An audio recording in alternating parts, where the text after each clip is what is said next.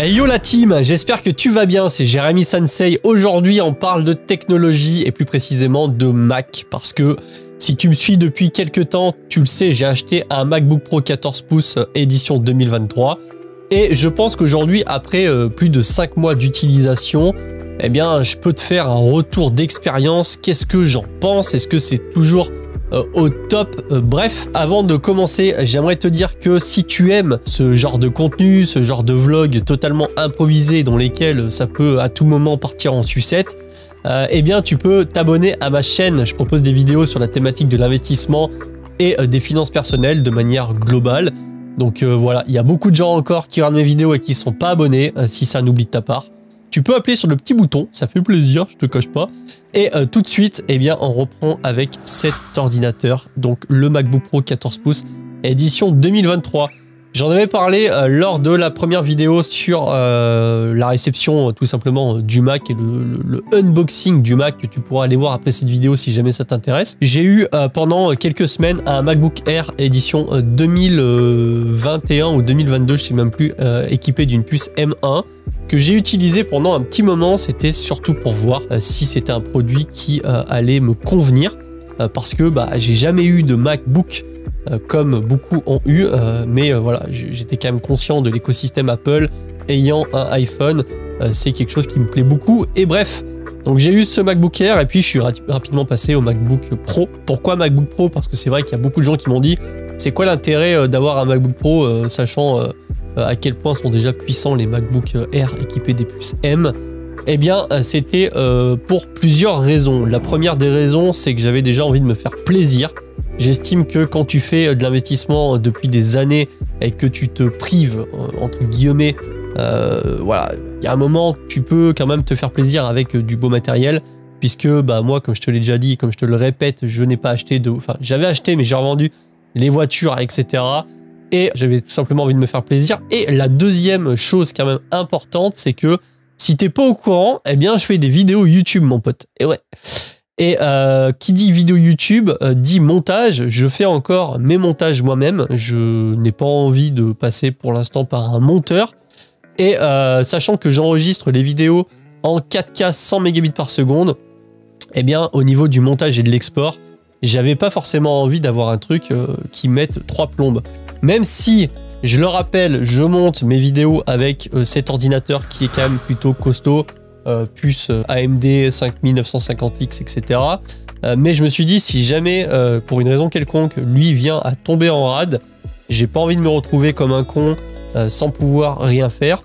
D'où le fait que j'ai pris ce MacBook Pro équipé d'une puce M2 Pro. Donc j'ai pu l'utiliser bien évidemment pour faire du montage. Première chose qui frappe, la vitesse, c'est instantané. Pourtant, je travaille même sur des fichiers qui sont même pas en local sur mon disque dur. C'est sur un NAS, en l'occurrence ma Freebox Delta, sur lesquels j'ai une partie sauvegarde. Et même en travaillant sur la partie sauvegarde à distance avec en Wi-Fi, ça marche incroyablement bien. Donc ça, c'est le premier truc, vraiment. J'ai l'impression que le processeur, il n'y a aucun problème. C'est ouf. J'ai pour rappel 16 Go de RAM dans ce Mac, équipé d'un SSD et voilà la puce M2 Pro. Tu as la config et tu retrouveras la config dans la vidéo de l'unboxing que j'ai fait sur ce MacBook Pro ici. Je te mets le lien, tu pourras aller jeter un œil après avoir terminé celle-ci. Reste bien jusqu'à la fin, tu vas voir. Ma conclusion finale est plutôt cool. Et du coup, voilà, ça ralentit pas. Premiere Pro, on le sait, c'est assez lent. Moi, je suis habitué à Adobe Premiere Pro. J'ai pas utilisé Final Cut Pro 10, mais bon, je suis ultra content, c'est réactif. Pareil, bon, je te cache pas que sur la partie bureautique pure, j'utilise une application, par exemple Notion, pour organiser les scripts de mes vidéos, avoir un truc, etc. Ce genre de petite application, ou que ce soit Discord, etc. Il n'y a aucun problème. Quand l'ordi est en veille et qu'on le rallume, c'est instantané, ça s'allume au bout de même pas une seconde. Ultra agréable. Autre gros point fort, de toute façon j'ai l'impression qu'il n'y a que des points forts sur ce matériel, sauf peut-être le prix, mais premier point fort, ça va être la batterie. Honnêtement, la batterie elle tient, mais un truc de fou.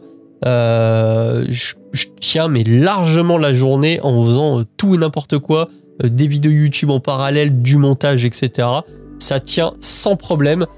C'est incroyable. Franchement, l'autonomie, elle est ouf. Un des gros points forts de ce MacBook. Et deuxième gros point fort, et c'est aussi ça qui m'a fait craquer pour le MacBook Pro et pas le MacBook Air. Ayant eu les deux côte à côte, et j'ai pu voir vraiment la différence, c'est sur l'écran. L'écran du MacBook Pro, le Retina XDR Liquid, le Liquid XDR Retina, là je sais plus exactement comment il s'appelle, mais c'est une dinguerie. Franchement, la luminosité, la qualité, la résolution, quand je monte des vidéos sur cet écran-là, bon certes il est un peu petit parce que c'est du 14 pouces, c'est vraiment un régal. Ça me donne vraiment envie à terme de me faire un méga kiff et de m'acheter, tu sais, le 32 pouces XDR Retina que tu peux mettre directement sur ton bureau. Bon, après je te cache pas que le prix de plus de 5000 €, il fait mal aux fesses. Mais voilà, c'est l'écran, c'est une dinguerie, c'est incroyable. À chaque fois, je suis submergé quand je regarde mes propres vidéos, parfois pour aller voir la qualité, tu sais, au niveau de l'éclairage, du contraste et tout. Quand je le mets sur mon écran 240 Hz, parce que voilà, ça c'est un écran de gaming, l'écran du PC de bureau, pardon, avec une résolution 1920p et 1080p, pardon, c'est 1920 par 1080. Et des couleurs qui sont plutôt cool. Pourtant, ça n'a rien à voir quand je mets le même fichier sur le MacBook Pro. C'est incroyable. Franchement, n'hésite pas à me dire en commentaire si toi aussi tu as un MacBook Pro, mais franchement, la qualité de l'écran, c'est une dinguerie. Après, le ressenti clavier trackpad, c'est ouf. Il n'y a pas d'autre mot. Je kiffe. Je suis le soir dans mon lit en train de gratter sur l'ordinateur, de faire mes scripts, de bosser. C'est un vrai plaisir. Il est un peu plus lourd certes que le MacBook Air, donc c'est vrai que quand tu l'as sur tes genoux, bah, tu sens un peu la différence. Maintenant c'est pas non plus monstrueux, je crois qu'il fait 1,4 kg, donc ça reste quand même vraiment acceptable. Et puis au niveau du son, eh bien il n'y a aucun problème, hein, ça fait le boulot, le son est top. Pour un ordinateur portable, franchement je suis assez bluffé de la qualité du son. Là-dessus, on voit bien qu'il y a quand même une bonne recherche et développement au fil des années de l'évolution des MacBooks de la part d'Apple. C'est exactement comme un iPhone. On arrive quand même, je trouve, sur un perfectionnisme qui est incroyable. Tout est pensé dans les moindres détails. Le côté coque en alu est ultra agréable au toucher. La qualité de finition de l'ordinateur en lui-même est insane. Vraiment, donc moi voilà, je le range dans une sacoche spécifique que j'ai acheté sur leur site. Voilà, je me suis fait un peu avoir par le prix, mais bon, on n'en est plus à ça près. Mais voilà, donc vraiment, je suis ultra content. Maintenant que c'est vrai que j'ai eu et que j'ai la chance, parce que je sais que c'est qu'une chance quand même, vu les tarifs, de pouvoir avoir ce genre de bêtes, ce genre de petites pépites. L'ordinateur portable pour moi qui est parfait. Après c'est toujours pareil, est-ce que tu aimes l'écosystème Apple ou est-ce que tu es allergique, est-ce que tu préfères l'écosystème Windows? Moi j'ai pas de mal à jongler entre l'un et l'autre, mais je sais que autour de moi il y a des personnes qui n'aiment pas trop forcément l'écosystème Apple, alias Camille, salut. Et du coup voilà, ça c'est après c'est une question de choix, de ressenti. Quoi qu'il en soit, si tu as les moyens, si t'hésites encore à te faire plaisir. Alors je te dis pas forcément qu'il faut que tu achètes celui-ci, tu peux peut-être attendre la prochaine version, je sais pas du tout quand est-ce qu'elle va sortir. Je ne suis pas non plus un Apple mania au point d'avoir une chaîne Apple, etc. Mais je dois avouer que le matériel Apple me fait kiffer. J'ai eu un iPhone, c'était quoi, iPhone 4 il y a longtemps, c'était à la fin, ça m'avait pas, c'est pas que ça m'avait saoulé, mais j'avais envie de changement, j'étais repassé sur Android avec un Galaxy S8 et je suis rapidement revenu sur Apple, que ce soit téléphone. J'ai acheté donc l'iPhone 12 quand il est sorti, le Mac, du coup les AirPods, l'écosystème Apple complet, il fonctionne vraiment ultra bien ensemble. C'est un vrai plaisir d'envoyer des fichiers, etc. On sent vraiment que la firme a bossé le truc pour que ce soit pratique et utilisable et professionnel en même temps. Ce que je trouve que c'est rare de retrouver tout ça et c'est pas pour rien que Apple est à l'heure actuelle la société la plus valorisée au monde.